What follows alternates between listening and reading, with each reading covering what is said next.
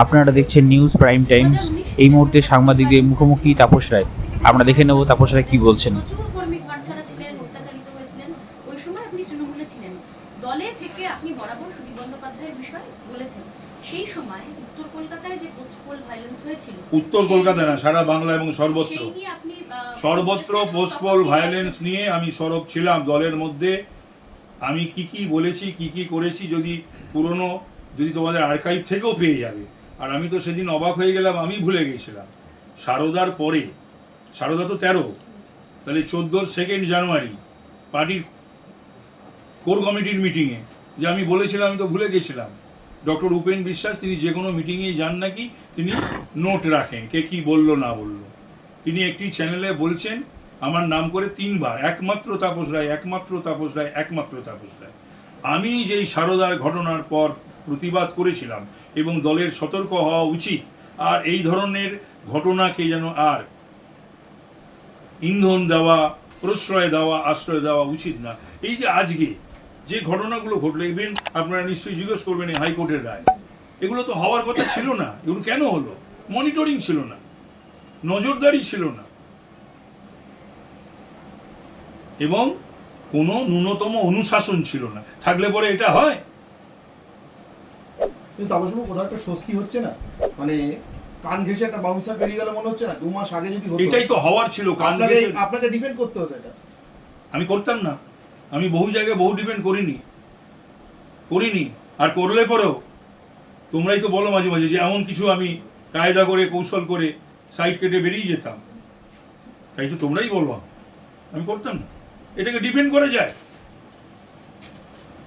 তোমার হচ্ছে গিয়ে চাকরি করছে গাধা, এই স্লোগান দিয়েছে, আর মোট বইছে মেধা, এই স্লোগান দিয়েছে। তো 1135 দিন ধর্ণা দিচ্ছে গান্ধী স্ট্যাচুর সামনে, 599 দিন মাতঙ্গিনী হাজার সামনে। এটা কি হচ্ছে কি বাংলায়?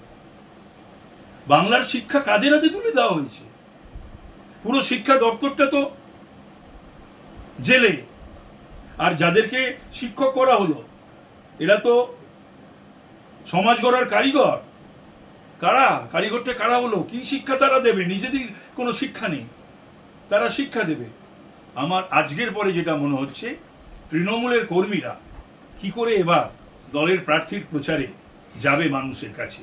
এই ঘটনার, এই রায়ের পরে, যে রায় 23 লক্ষ পরীক্ষার্থী, মাথায় রাখতে হবে পরীক্ষার্থীর সংখ্যাটা, সে পরীক্ষা দিয়েছে, যারা পরীক্ষা দিল না, মেধা নেই, OMR শিট বদলে দেওয়া হলো এবং চাকরি পেল 25,753 জন। এখন যারা টাকা দিয়েছিল, ঘুষ যারা নিয়েছিল, তাদেরও কি হবে? তাদের তো CBI হবে, চাকরি নিয়েছিল। কিন্তু এই যারা টাকা ফেরত দিতে হবে এবং টাকা দিয়ে যারা চাকরি করলো, তারা এখন তো জোট বাঁধবে, তারা তো এখন তাদের কাছে টাকা ফেরত চাইবে। এই এত মানুষ, এইগুলো কিন্তু কখনো বাংলায় আমি শুনিনি, দীর্ঘ রাজনৈতিক জীবনে দেখিনি। আমিও তো অনেকগুলো সরকার দেখলাম, এই জিনিস কখনো হয়নি। এগুলোকে ডিফেন্ড করা যায় না। আমি বলে বলছি না, আমি আজকের পরে বলছি, কর্মীরা কি করে মানুষের কাছে ভোট চাইতে যাবে? 1, 2 হচ্ছে যে আজকের পরে কি করে ডিফেন্ড করে মুখপাত্রের, আমি সেটাও দেখবো। আপনি যেহেতু বললেন মুখপাত্র হিসেবে কুণাল ঘোষ, তিনি বিস্ফোরক কথা বলেছেন। তার বক্তব্য যে পার্থ চ্যাটার্জিরা একটা চাকরি তৈরি করে পাপ করে গেছেন, একটা চক্র তৈরি করেছিলেন, ভীষণ ঔদ্ধত্য দেখিয়েছেন, অনেক আগেই ব্যবস্থা নেওয়া উচিত ছিল দলের। এটা বিড়ম্বনা এখন আমাদের, কারণ আমাদের এর ফল ভুগতে হচ্ছে। ব্রাত্য বোসকে জোর করে তখন সরিয়েছিলেন শিক্ষা দপ্তর থেকে, কে সরিয়েছিলেন, কেন সরিয়েছিলেন এখন বোঝা যাচ্ছে। দলে শুদ্ধিকরণ অনেক আগেই করা উচিত ছিল। অন্যদিকে কুণালের অভিযোগ, ভোটে বিড়ম্বনা বাড়ানোর জন্যই এই ভার্ডিক্ট। না, তাহলে পরে ওদের যাতে ভোটে বিড়ম্বনা না হয়, আমাদের তাহলে সেই কাজগুলো করতে হবে। মানে জজ সাহেবদের, বিচারপতি এবং বিচারালয়কে তাহলে দেখতে হবে, না তৃণমূলের ভোটের বিড়ম্বনা হয় এমন কোনো কাজ করা যাবে না, এমন কোনো রায়দান করা যাবে না। এইগুলো সমস্ত, এই কথাগুলো আমি আর কি উত্তর, এর কি প্রতিক্রিয়া আমি দেব? কিন্তু ব্রাত্য বোসকে সরানোর কথা যিনি বলছেন, আমি জানি না, সরানো না সরানো কুণালের এগুলো জানা উচিত। শুদ্ধিকরণের কথা দলে বলুক আর সরকারে বলুক, কোনো নিয়ন্ত্রণ ছিল?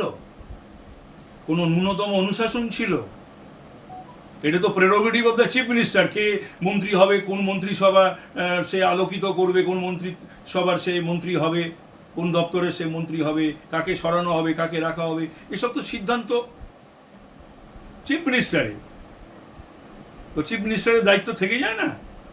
শীতকাল জায়গায় আমাদের পোস্টার, ব্যানার, হোর্ডিং এগুলো আমিও করতে পারি, কোনো বড় কথা নয়, কিন্তু গণতান্ত্রিক মূল্যবোধ থাকলে এটা করে না। সুদীপ ব্যানার্জির গণতান্ত্রিক মূল্যবোধ নেই, তাই তিনি এই সব কাজ করছেন, করাচ্ছেন বিভিন্ন জায়গায়, পোস্টার, ব্যানার, হোর্ডিং। জাতীয় নেতা, এত কাজ করেছেন তিনি, এত বারেন নাকি এমএলএ, এমপি,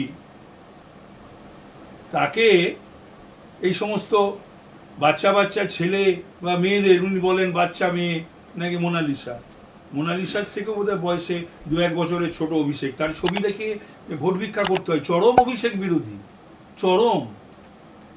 ওই দলেতে যারা অভিষেক বিরোধী যে কজন প্রতিষ্ঠিত, তাদের নেতা এখন অভিষেকের ছবি দিয়ে ভোট চাইতে হচ্ছে।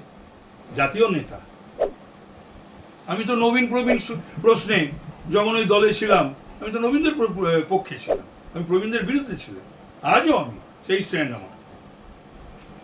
নবীনদের কথা বলবো, নবীনদের নবপ্রজন্মের কথা বলবো, নবীন ভোট অ্যাট্রাক্ট করার জন্যে, অথচ চেয়ার আঁকড়ে থাকবো। সেটাকে যত আমার 78 বছর বয়স হোক আমার, আর 80 হোক আর 82 হোক, 5 বছর পর তাহলে 78 আর 5-এ 83। স্বাভাবিক নিয়ম অনুযায়ী এত বড় কনস্টিটিউয়েন্সিতে মানুষের পরিষেবা দেওয়া সম্ভব? যে মানুষ ভোট দেয় সে তো অনেক কিছু দিক চিন্তা ভাবনা করে ভোট দেয়। বয়সটাও তো একটা ফ্যাক্টর, শরীরও তো একটা ফ্যাক্টর। তিনি তো যে বেল পেয়েছিলেন, সেটা তো যতদূর জানি উনি একটা কঠিন ব্যাধিতে আক্রান্ত, এবং সেটা 17 কঠিন ব্যাধিতে আক্রান্ত হলে আইদার কোর্টকে মিসগাইড করেছেন, বা ওই কঠিন ব্যাধি থাকলে পরে নির্বাচনে লড়াই যায় না। এবং সেটা যে দলের সকলে জানে না এমনটাও নয়, সবাই জানে। তো সুতরাং এগুলো মানুষের কাছে পৌঁছানো দরকার, এই সমস্ত মানুষের মুখোশ খুলে দেওয়া দরকার। সাধু সেজে ঘুরে বেড়াচ্ছে, হ্যাঁ, আসলে যে এরা কি, সেই মুখোশটাকেই মানুষের সামনে তুলে ধরা দরকার। জাতীয় নেতা, নৈতিকতার কথার ফুলঝুরি যার মুখ দিয়ে, উত্তরের তৃণমূলের প্রার্থী সুদীপ ব্যানার্জি 100 দিনের কাজের লোকদের নিয়ে প্রচার চালাচ্ছে, যা অনৈতিক, যা অন্যায়, যা MCC model code of conduct যেটা আছে তার বিরোধী। এইটা শুধু উত্তরে নয়, সর্বত্রই 100 দিনের কাজের লোকদেরকে নিয়ে তৃণমূল প্রচার কার্য করছে ডিউটি আওয়ারে, যা করা যায় না। অনতি বিলম্বে এর বিরুদ্ধে ইসিকে ব্যবস্থা নিতে হবে, আমরা সেটা ইসিকে জানিয়েছি।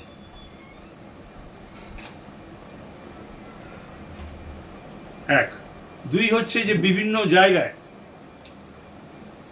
আমি আজকে 19-এ ঘুরলাম, সেখানে আমাদের একটা জাতীয় ফুটবলার ঘনশ্যাম,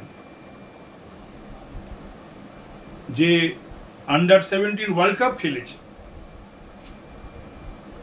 এফআইআর হয়েছে। আমি কালকে ডিসি এবং ওসির সঙ্গে কথা বলেছি। তাকে ফেলে মারা হয়েছে, যার বাবার ক্যান্সার। তৃণমূলীদের কোনো মানবিকতা নেই, অমানবিক। এবং মা যে কোনো দিন হার্টের অপারেশন হবে, কি বাচ্চা ছেলে, বুঝতেই পারছেন তার বয়স কি, যখন আন্ডার-17 ওয়ার্ল্ড কাপ খেলেছে। তাকে ফেলে মেরেছে, পেটে বুকে লাথি মেরেছে তৃণমূলীরা 19 নম্বর ওয়ার্ডে।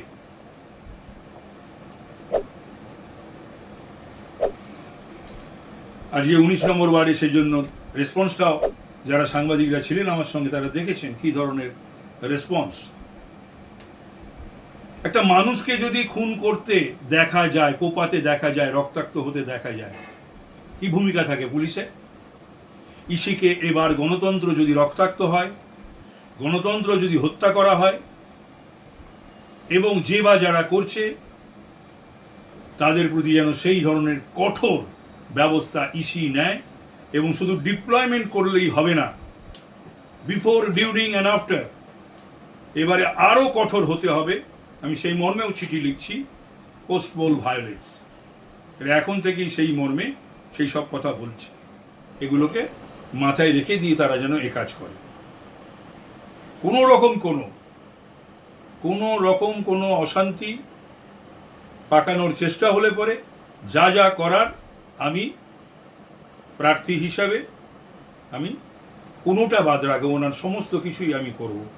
তার কারণ আজকে তৃণমূলের যারা এই সমস্ত দুষ্কৃতী, তাদের উদ্দেশ্যে বলছি, কংগ্রেসি দুষ্কৃতির দিকে একবার তাকিয়ে দেখো কি হাল তাদের, সিপিএমের দুষ্কৃতীদের কি হাল তাদের।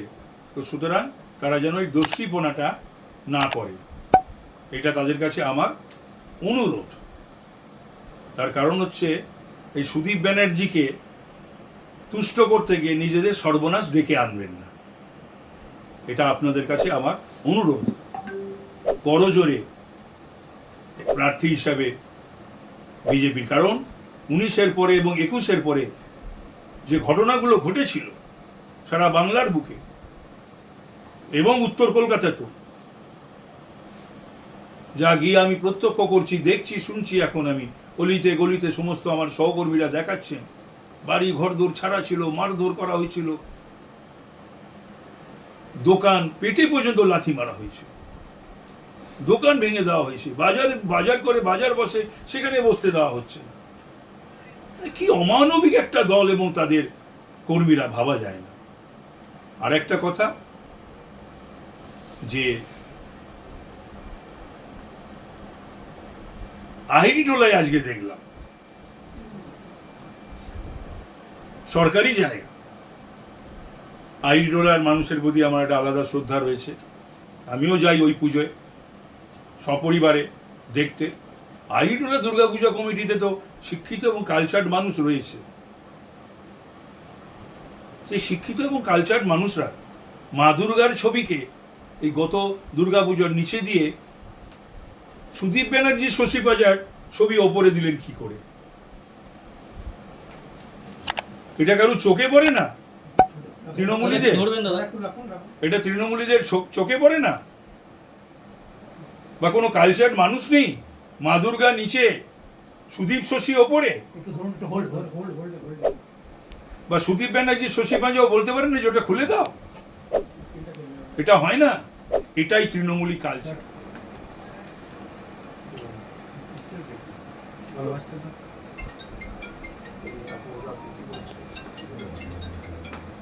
আজকে আমাদের এখানে 8 নম্বরে সুদীপ বন্দ্যোপাধ্যায় আসছেন, আপনারা এখানে ওনাকে একটু সম্মান দেবেন। এই যে আমাদের এখান থেকেই যাবেন, শুরু হবে সন্ধ্যাবেলা। হ্যাঁ, না আপনারা আছেন সেটা আমরা জানি না, তার মতো বলেছিলাম, জানবেন না, সন্ধ্যাবেলা আরেকদিন দিয়ে বাস হবে। হ্যাঁ হ্যাঁ, আসবেন।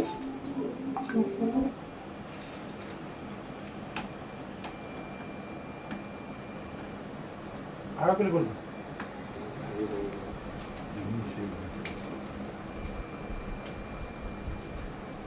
এখানে 8 নম্বরে সুদীপ বন্দ্যোপাধ্যায় আসছেন, আপনারা এখানে ওনাকে একটু সম্মান দেবেন। এই যে আমাদের এখান থেকেই যাবেন, শুরু হবে সন্ধ্যাবেলা। হ্যাঁ, না আপনারা আছেন সেটা আমরা জানি না, তার মতো বলেছিলাম, জানবেন না, সন্ধ্যাবেলা আরেকদিন দিয়ে বাস হবে। হ্যাঁ হ্যাঁ, আসবেন। 100 বার 100 বার। তার কারণ তিনি মুখ্যমন্ত্রী হিসেবে তার দায় থাকবে না মন্ত্রিসভার? বা এত কিছু ঘটনা যে ঘটে গেল, সমস্ত কিছু তার নলেজের বাইরে?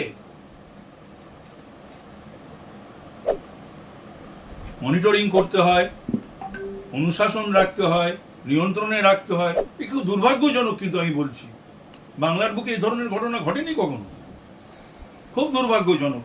সারা জীবন ছাত্র রাজনীতি, যুব রাজনীতি থেকে উঠে এসেছি, মিছিল করেছি, 34 বছর সিপিএমের সঙ্গে লড়াই করেছি, প্রতিদিন পিচ রাস্তায় থেকেছি।